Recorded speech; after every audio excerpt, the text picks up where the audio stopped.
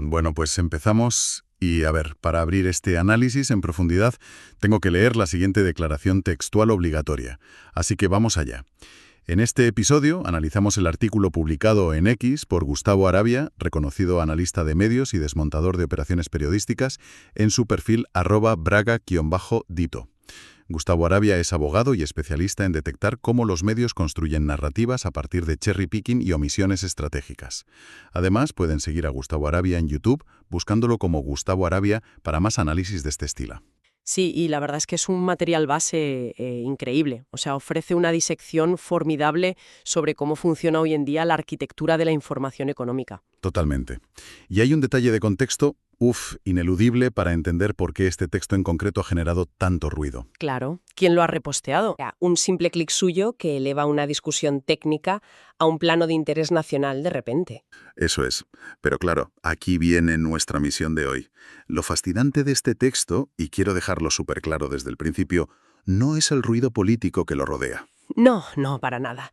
Es la pura mecánica periodística que expone Arabia. Hoy vamos a centrarnos estrictamente en, digamos, los engranajes de esos datos, manteniendo una postura totalmente neutral. Exacto, sin tomar partido político. Vamos a explorar cómo se pueden usar números reales, cifras que nadie discute, para fabricar realidades completamente distintas dependiendo de dónde pongas el foco. El famoso cherry picking. Arabia critica una columna del periodista Alcadio Oña en el diario Clarín que se titulaba, creo recordar, La economía de Milei contra los datos oficiales. Sí, ese era el título. Y para visualizar el poder de ese enfoque que denuncia Arabia, pensemos un momento en la fotografía. Es el concepto de la foto contra la película. Me encanta esa metáfora. A ver, imaginemos que miramos una imagen encuadrada muy de cerca. Un primer plano extremo de una mano soltando un vaso de cristal en el aire. Claro, el cerebro automáticamente anticipa el desastre. Ves el vaso rompiéndose contra el suelo. Eso es, porque nuestro cerebro está programado evolutivamente para anticipar riesgos. Completa la historia con el fragmento visual que tiene. Pero si de repente alejamos la cámara y abrimos el plano general, la historia cambia totalmente. Ya ves que debajo de la mano hay una mesa muy acolchada, o que la persona está a 1 centímetro del suelo. Exacto, el vaso no corre peligro. El desastre era una ilusión óptica provocada por un encuadre súper seleccionado. Y esa diferencia entre capturar un instante aislado y mostrar la secuencia completa es la piedra angular de la crítica de Arabia. Así que vamos a examinar el primer punto donde identifica esta técnica. La actividad económica a nivel macro. Eso es. El artículo de Clarín aborda esto mencionando el indicador EMA y pinta un escenario, digamos, catastrófico. Pero Arabia aporta unos números específicos que contradicen fuertemente esa idea de colapso en caída libre. A ver, para los que nos escuchan, el EMA es el estimador mensual de actividad económica. Nuestro termómetro macroeconómico. Exacto. El termómetro más sofisticado del Estado argentino para medir si la economía en su conjunto produce más o menos riqueza. Pues bien, Arabia señala que los datos de marzo de 2026, que la columna original minimiza u oculta directamente, revelan algo muy distinto. ¿Cuáles son esos datos exactamente? Pues la actividad registró una subida del 5,5% interanual. O sea, la economía produjo un 5,5% más que en el mismo mes del año anterior. Eso es, pero hay más niveles de precisión aquí. Además de ese salto interanual, hubo un 3,5% de crecimiento desestacionalizado frente al mes de febrero. Vale, pausa aquí. Un 3,5% desestacionalizado. Sí, y además se registró un alza del 0,4% en lo que se llama tendencia ciclo. Todo esto suma para que el primer trimestre cerrara con un acumulado positivo del 1,7%. A ver, hay un par de términos que suenan muy de manual universitario. Desestacionalizado y tendencia ciclo. Totalmente. Expliquemos un poco esto, porque para entender la manipulación narrativa tenemos que entender qué miden. Claro. A ver, cuando los economistas hablan de crecimiento desestacionalizado, se refieren a limpiar los números de eventos que son predecibles por el calendario. Lo típico de las compras de Navidad, ¿no? Exacto. En diciembre las ventas explotan. Y en verano hay industrias que bajan el ritmo por vacaciones. Si quitas ese ruido estacional, puedes ver si el motor tiene fuerza real o si solo aprovecha la época del año. Y ese dato puro, sin el ruido, arrojó un 3,5% positivo. Correcto. Y por su parte, la tendencia ciclo es una técnica estadística para suavizar los picos y valles abruptos de un mes a otro. Te muestra la dirección de fondo. Que también fue positiva, específico, que ocurrió en febrero. Es que me recuerda a un resumen deportivo. Imaginemos un analista que monta un vídeo de un partido de fútbol, pero solo incluye las 3 o 4 jugadas donde el equipo pierde el balón o el portero tropieza. Claro, el espectador que vea eso pensará que el equipo es un desastre colosal. Totalmente, ignorando que han marcado goles y sobre todo que han ganado el partido. Es que las imágenes de los tropiezos son ciertas, los balones se perdieron de verdad, no hay mentira en la imagen. Pero el resumen final es súper engañoso. Exacto. Al concentrarse en la caída económica puntual de febrero, la columna logra ensamblar una narrativa de economía en caída libre. Pero a ver, me pongo un momento en la piel del periodista de Clarín. Si febrero mostró un bache real, una contracción que seguro que hizo daño a mucha gente, ¿no es deber del periodismo fiscalizar y poner la lupa en esa caída? Por supuesto. Informar sobre los retrocesos es válido e imprescindible. El fallo metodológico, según Arabia, no es mencionar el bache de febrero. Entonces, ¿cuál es? El problema aflora cuando usas un tropiezo aislado para construir un diagnóstico general y permanente, omitiendo deliberadamente que al mes siguiente la economía exhibió ese rebote del 5,5%. O sea, dejas de describir la realidad para fabricar una línea argumental. Eso es. Los datos reales no muestran un pozo sin fondo, sino una recuperación que es desigual, sí, pero con rebotes mensuales muy potentes. Y fíjate, esa palabra desigual es el puente perfecto para el siguiente nivel de análisis. Porque ya hemos visto el termómetro global, la macro, pero ahora hay que ver qué partes del cuerpo están generando ese calor. La composición sectorial. Este es uno de los ángulos más reveladores del texto de Arabia. Sí, porque desciende un peldaño estadístico y nos muestra cómo se fragmenta la economía por dentro. En Argentina, el desempeño se desglosa en 15 grandes sectores, ¿verdad? Exactamente, 15 sectores. Y los números de Arabia muestran que en marzo de 2026, atención a esto, 14 de esos 15 sectores registraron crecimiento. 14 de 15 al alza. Sí, el único sector que experimentó una contracción fue el de Administración Pública y Defensa, con una bajada del 1,2%. Madre mía, la proporción es monumental. 14 en verde contra 1 en rojo. Y sin embargo, la columna de Clarín edifica todo su argumento sobre 3 sectores muy concretos, ¿no? Sí, se centran casi exclusivamente en la industria, el comercio y la construcción. Que a ver, son pilares históricos que generan muchísimo empleo, indiscutiblemente. Por supuesto, tienen una enorme relevancia, pero en absoluto representan la totalidad del tejido productivo. Al poner todo el foco ahí y silenciar a los otros 12 sectores que están en alza, Como el agro, la energía, la minería, los servicios. claro, al omitir todo eso, distorsionas la escala del problema. Transforman un escenario de recuperación heterogénea en una especie de ilusión de estancamiento general. O sea, volvemos a las metáforas. Es como un avión comercial gigante de estos de 15 motores. 14 funcionan a plena potencia. Pero de repente uno falla. Uf, pánico en la torre de control. Claro, imagínate que el boletín oficial solo reporta el fallo de ese motor individual. El que lo lea se prepara para estrellarse. Lógico, el pánico está garantizado. ¿Te crees que el avión cae en picado cuando la física dice que sigue volando por el empuje de los otros 14 motores? Es un espejismo estadístico total. Y a ver, la columna no miente al decir que hay sectores sufriendo. ¿El motor falló de verdad? Claro, el parón en la obra pública o en ciertas ramas industriales fue real y muy doloroso. Arabia señala que la mala praxis está en tomar la parte por el todo. ¿Asumir que porque la industria pesada sufra, todo el país está fracasando? Exacto.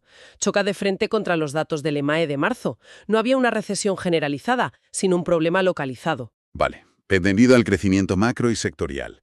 Pero todo esto tiene un enemigo natural en el día a día de la gente que devora los salarios. Hablo de los precios, de la inflación. Uf, el terreno donde se libran las verdaderas batallas de la opinión pública. Porque si los números dicen que hay rebote, ¿por qué los precios siguen siendo un fantasma? ¿Y cómo lo retratan los medios? Es el tercer pilar de Arabia. Aquí, Arabia desglosa muy bien los datos de desinflación provistos en la fuente. Las cifras oficiales dicen que en marzo de 2026 la inflación mensual fue del 3,4%. Lo que deja la interanual en el 32,6%. Exacto.